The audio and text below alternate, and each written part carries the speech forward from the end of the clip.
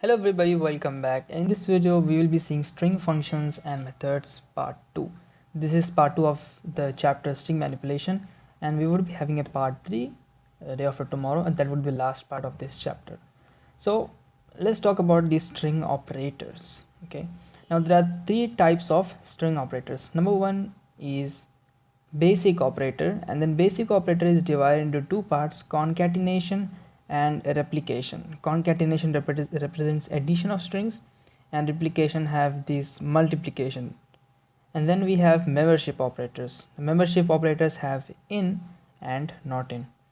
As for the next one, we have comparison operators, and comparison operators have less than sign, less than equal to, greater than equal to, double equal to, or simply equal to, and the last one not equal to. So basically you see here string operators are divided into three categories. The first one is basic operator. Basic operators are divided into two more: concatenation and replication. And the membership operators is divided into two: in and not in, while the comparison operators are divided into three parts: less than equal to, greater than equal to, and not equal to. Now let's start with basic operators. Concatenation operator, that is addition, adds up two or more strings and joins them. So you see here the example: straw plus berry is going to give me strawberry. So what happens, I have two strings here, and when I use the plus sign, that is concatenation operator, it adds up with the string. Okay, while in numbers, if we add it, we get the sum. So if I were to write 2 plus 2, it was going to give me 4. Okay, but here if I use it as a form of string, they get joined together. Let's see another examples. Help plus ing is equal to helping. Then we have 1 plus 1, but it is in a string format, so it's going to give me 11. No matter what number is in there, it's going to join them. It's not going to add them up. It's not going to use the multiplication rule, the mathematical rules actually. All right, and the last one, inter plus national plus 911. So I just wrote here three different strings. Two are like words, alphabets, and the third one is having a number. So what happened, international 911. all right, now take note that these are in apostrophes or quotation marks, so these are strings. If you were to write them without strings, so it's without the quotation mark, then it would show an error. Now let's see here, 12 plus 68 is 80. Now this is the normal mathematical rule. What if I use two strings, 1 2 6 there? Do you see the difference? Here it added up. In the first one it added up, the second one it joined them. But the next one, you see, if I'm using a string and a number to add them, that would give me an error, because that's not possible. Similarly, if you just change their places, integer plus a string gives an error, string plus an integer gives an error. So that should be kept in mind. Next one, we have replication operator with the asterisk. Unlike concatenation operator, here we need a string and an integer number. The number written is how many times the string has to be repeated. So you see here straw, that's a string, and then asterisk or multiplication sign 3, that's an integer, that's not a string. So what happens, straw gets repeated 3 times, straw, straw, straw. All right, so you get it. So examples, ez, that's a string, into 2 times. So ez should be repeated 2 times. Note that 2 should not be a string, 2 should be an integer number. Then we have string 1 into integer 4, so 1111. So 1 gets repeated 4 times. Similarly, multiplied by 5 times, so repeat is going to be repeated 5 times. And here also, let's see, 3 into 3 is 9. We know the basic multiplication rule, but when you use a string and multiply it with 3, what's going to happen, that string itself would be repeated 3 times. Note that there is no space between these 12. It looks like there is a space, but there is no space between them. Then we have this thing, 3 into 5. So no matter if the place is changed, no problem, the same thing gonna work. But string into string gives an error. You cannot multiply a string with a string. Okay, next one, we have membership operators. In checks if a substring exists in the main string. If yes, then it prints true, or else it prints false. Let's see an example. Hell, Hell, in hello, true. So that HELL, that these four characters are present as the same in the same position as hello is, means there's it grouped together in hello. Yes, because you see the first four characters of hello are the same as the substring, so it's going to give me true. Another examples, 1 2 3 in king 1 2 3, yes, so it's going to give me true. 1 2 3 in GG, no, it's not there, so false. And then can in Canada, false. So you see, you will say that can is there in Canada, but the problem is that there is a case difference here. You see, in the substring, the C is in a lowercase, but in Canada the C is in uppercase, so it does not thinks that the letter CAN is there in Canada, so it's going to give me false. Next we have not in. Same technique as the previous one, but just the opposite. Checks if a substring do not exist in the main string. If yes, means if does not exist, it prints true, or else it prints false. So hell not in hello, false. It's there, right? Hell is there in hello, so it's going to give me false here. Another example, 1 2 3 not in king 1 2 3, false, because it is there. 1 2 3 is there in king 1 2 3. 1 2 3 not in GG, true, okay, because it's not there. Can you see 1 2 3 in GG? No, you cannot, so it's true. Last one, CAN, can not in Canada, that's true. Why? Because CAN is not there in Canada, the small CAN is not there. If I would have written the word can with a capital C, then it would have been false here, but you see that it's lowercase, so it's true. Comparison operators. So we have these many 6 comparison operators. If you want to see the names, here they are: less than, equal to, greater than, equal to, and not equal to. You just see this less than, equal to, see the signs. Okay, you can see on your keyboard, for getting the lesser sign you can press shift and comma key, and for getting the greater sign you can press shift and full stop key. And then you have this, and for not equal to you need to use this exclamation mark equal to. On your keyboard, exclamation mark can come at shift and 1, the number 1. Okay, now let's see some operators here. Equal to checks if two strings have the exact same characters in them. If yes, then prints true, or else prints false. Double equal to, okay, for writing equal to you need to use double equal to every time. So PC double equal to PC, true, because they both are same. Hello double equal to hello, false. Why? Because the case is different.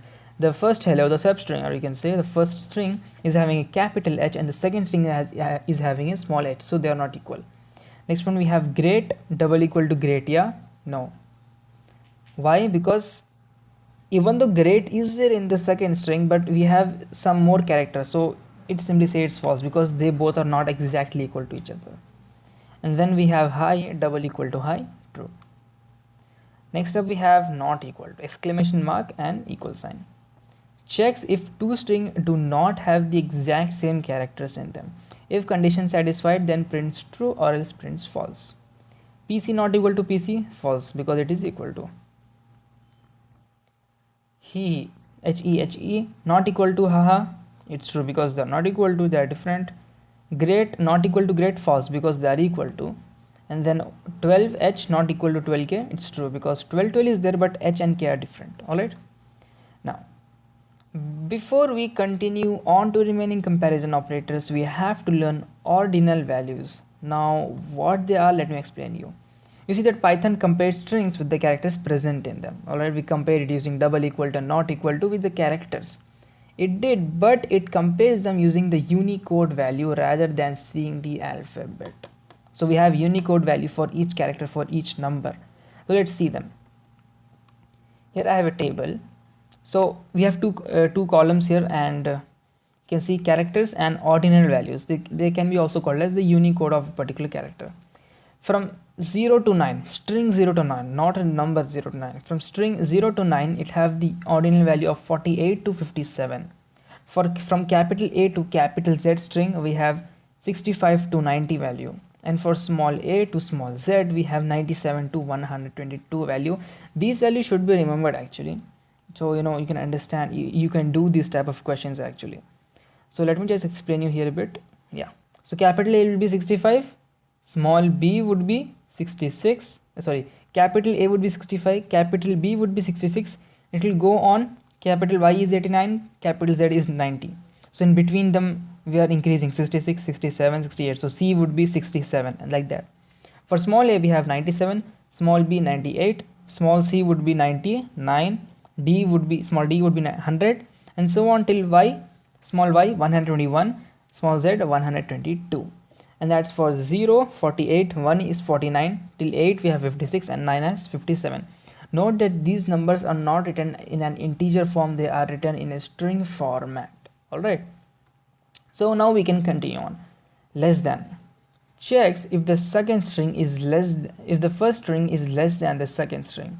If condition satisfied, then prints true or else prints false. Now get it, is less than the second string, so it means the value of those characters in the first string should be less than the value of the characters in the second string. For example, here small a is less than capital A. Is it true? No, because actually small a is greater than capital A. Let me show it to you here. Look, small a is 97 but capital A is 65. So small a is less than capital A? No, it's greater than. Alright. Next, small ABC is less than 5 capital C9. Not true, it's actually false, because 294 is less than 177. Next we have greater than. Checks if the first string is greater than the second string. If condition satisfied, then prints true or else prints false. Capital A is greater than 0. It is true because they are actually greater. Like here, small a capital B small c overall is greater than 5 capital M small I. True, because if I add up the ordinal values of small a, capital B and small c, I will be going to get 262. And in this case of second string, if I add the ordinal value of 5 and capital M and small I would be getting 235, which is actually true, that 262 is greater than 235. Last one, less than equal to and greater than equal to together. So for less than equal to, checks that if the first string is less than or equal to the second string. If condition satisfied, then prints true or else prints false. And then for greater than, checks if the first string is greater than or equal to the second string. If condition satisfied, then prints true or prints false. So capital A is greater than equal to capital A. It's true. Why? Is it greater than? No. Is it equal to? Yes, it is equal to. So okay, we are going to print true. Similarly for less than, small a capital B small c less than equal to small a capital B small c. It's true. Why? Even though they are not less, 262 is not less than 262, but it is equal, so it's going to give me true. Before we move on, make sure to subscribe if you enjoyed this video. I upload videos every alternate days on class 11 Python computer science, and also we'll be doing SQL and computer science overview in the future. So don't forget to hit that subscribe button. Last one is string slices. Now this, on the top you can see this we have learned in the first part of this series on indexing, forward and backward indexing.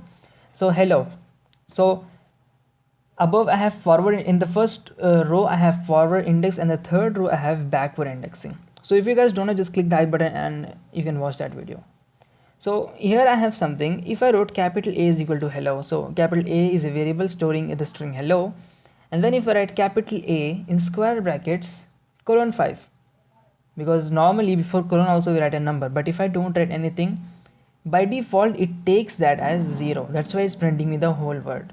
Alright, in the second box you can see capital A is equal to hello, same thing, but what I have done here is capital A square bracket 2 colon, there is nothing on the right side. So if there is nothing on the right side, here it goes on till the end of the word. Okay, so you see capital A 2, so it starts from 2. So in forward indexing, the index 2 is going to the first L, then L, L, O. That's the end of the word.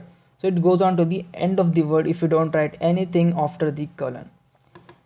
In the third box we have A square bracket 2 colon minus 1. So here I'm combining the both indexing, so it's combination indexing actually. So let's see. In forward indexing, 2 comes to the first L, so L, and it goes to minus 1 in the reverse index, backward indexing. So minus 1 is for O, but we see the one before that, so it is small l, second small l. so it's going to give me double LL. The last one we have A minus 2 colon 5. So minus 2 is backward indexing, so from L to 5. 5 is what? That's going like there's the end of the word. So whenever I want to print O, I like a group. So let's say I want to print LO. Normally for forward indexing, what I would be doing is capital A 3 colon 5 to get LO. So here simply I wrote minus 2 colon 5, so it's going to give me LO. So that was the end of this video. I hope you found this video informative. If you leave a like down below, subscribe to the channel if you have not. And in the next video we would be doing L strip and R strip, which needs a more explanation, and also I would be doing some questions related to this chapter, so that yeah, you can understand this chapter completely, you can master up this chapter. I hope you found this informative. Leave a like down below, subscribe, comment down anything. Until then, see you soon.